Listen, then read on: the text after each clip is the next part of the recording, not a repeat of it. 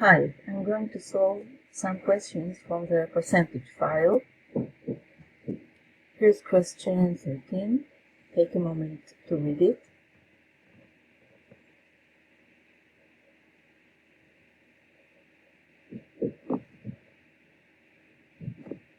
In this question, we're talking about the amount of water in the lake that was decreasing by an amount of percent. So first, let's remind ourselves, what does it mean to decrease by p%?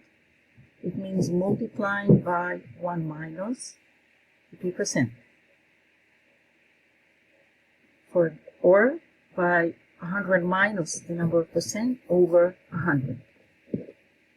For example, decrease by 50% means multiply by 1 minus 15 over 100, that's 0.85, which can be achieved also by 100 minus 15 over 100. Decrease by 48% means multiply by 100 minus 48, that's 52 over 100, that's 0.52, and so on. Now let's go back to the question. We have information here about the amount of water during 2019 to 2020, and we know that at January 2021 the amount was 45 million cubic meters. So let's summarize everything in the specific dates here. We have January 2019. This is actually what we need to find, the amount of water at January 2019. And then we have January of 2020 and January of 2021. 2019 occurred here. This is during 2019. And here, this is 2020. What do we know about these dates in terms of the amount of water?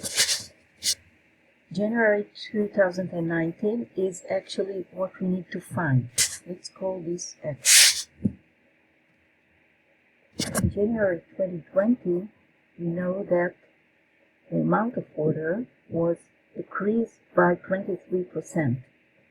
This is during 2019, decreased by 23%. It means that we have to multiply by 1 minus 23 over 100. That's 0.77.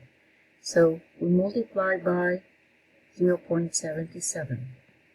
And on January 2020, the amount of water was 0.77x. That's 23% less than January 2019. During 2020, the amount was decreased by 34%. So here we will have to multiply by 1 minus 34%. That's 0.66. And we multiply 0.66 by the amount from last year, from the beginning of 2020. That's 0.77x. And we are given that this amount on January 2021 was 45. So this will be equal 45. And here we have an equation for x. We have 0.66 times 0.77x equals 45. We can find x by 45 over 0.66 times 0.77.